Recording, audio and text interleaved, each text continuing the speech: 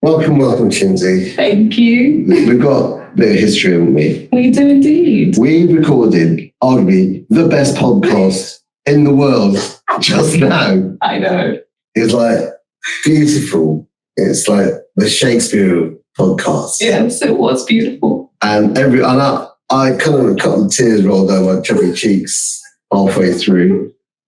And oops, it's gone. It wasn't recorded.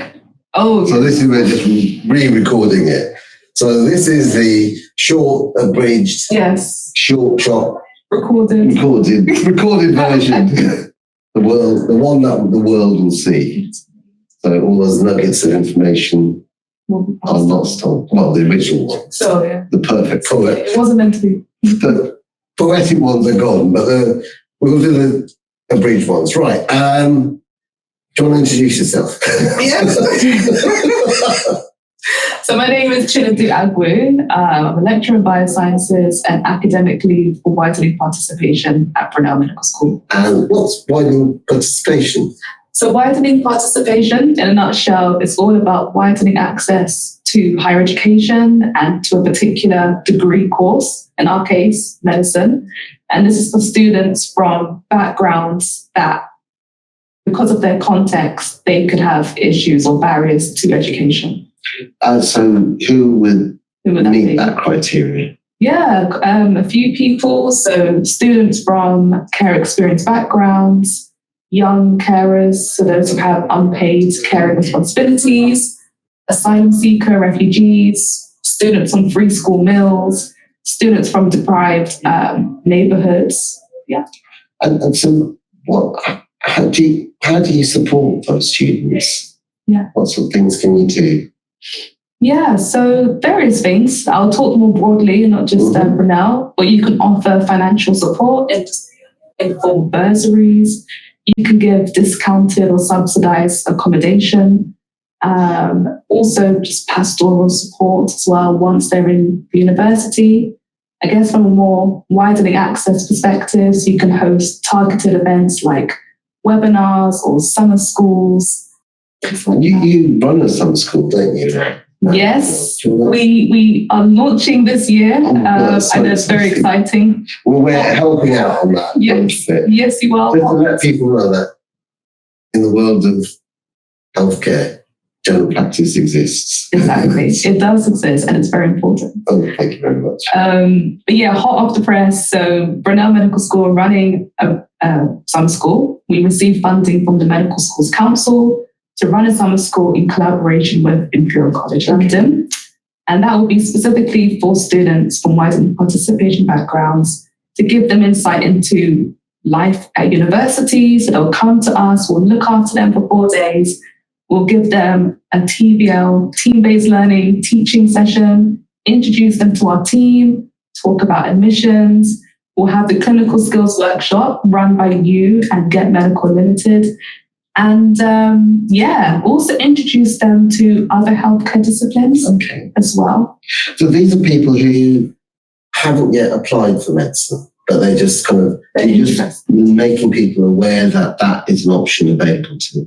Because when I was younger, I was young once. Yes, you were. A long time ago. And you still are at heart, I think. No, I'm old at heart as well. I was told fairly firmly by my teachers at secondary school and primary school as well. Nothing will become of you, young man. And they said, very nice. Well, it was like it didn't get that kind of encouragement or support, and which you often do in less privileged backgrounds.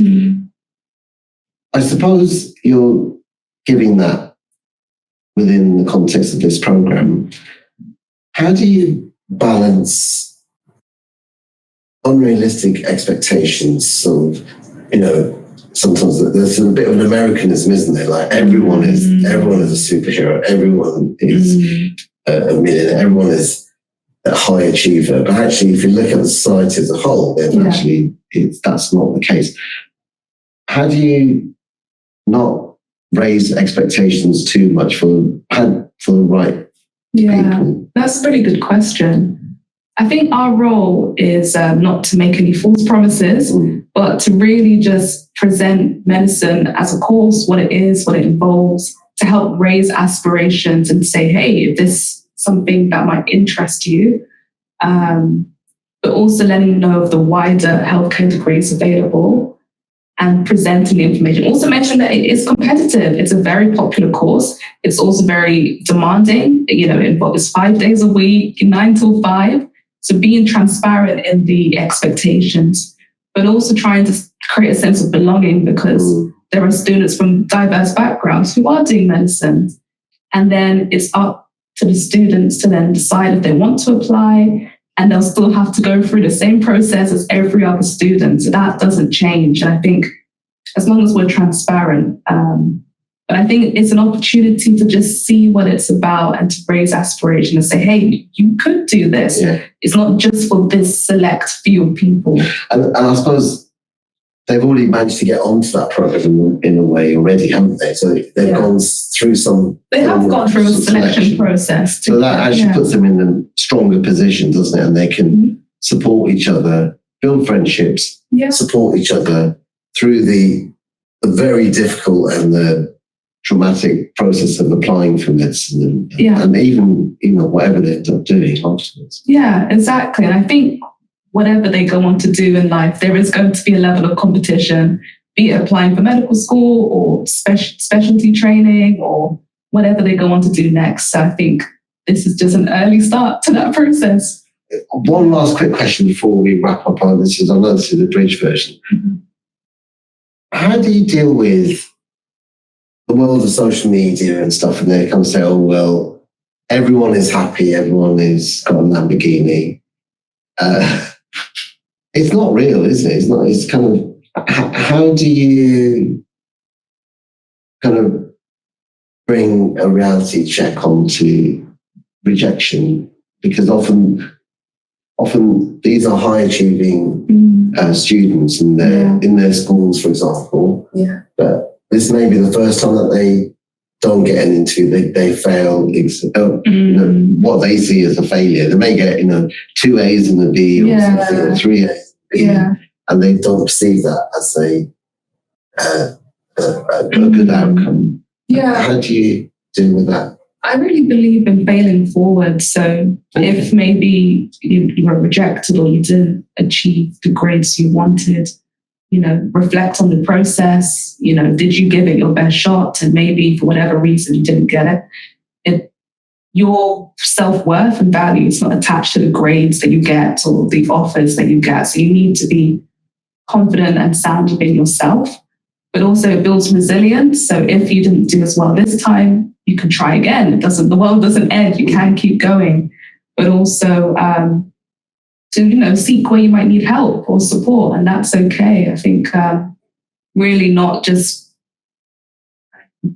what's the word? Really not just what is that word? Being kind of outside your area of comfort zone. Not dwelling. Sorry, that's the word. Not dwelling on that fail or that rejection and letting it completely consume your life, but being able to pick yourself back up and move forward. I think that's a key skill. Well, we would go one further. We would say that failure should be celebrated, actually, because some could say you didn't do that.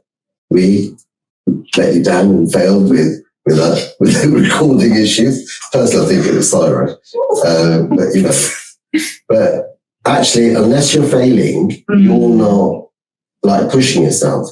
You're not learning. Not learning, because that's where the learning happens. So failure is not like a negative thing. It's actually it should be celebrated. And life without failure is a life not lived. Wow, there we go. I think that's a quote right there, actually. Say it again. And we didn't even use ChatGPT for it. All right, thank you so much. Then we'll definitely get you back. Thank you for having me. With no siren. Okay, but thanks, Sarah. Thank you.